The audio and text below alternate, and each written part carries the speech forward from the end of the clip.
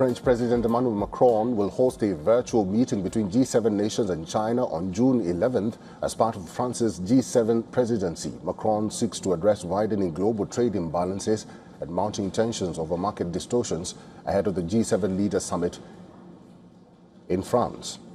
The initiative marks a significant diplomatic effort to engage China directly on economic issues that have become a growing concern for Western economies.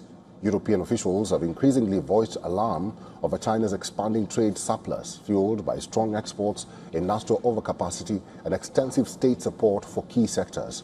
The discussions come as the European Union grapples with a sharply widening goods trade deficit with China, while Beijing's current account surplus has reached record levels.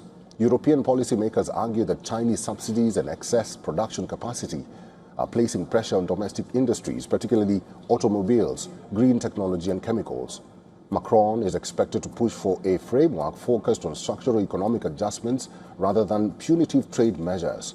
Under the proposal, China will be encouraged to boost domestic consumption, reduce over-investment and rely less on export-led growth.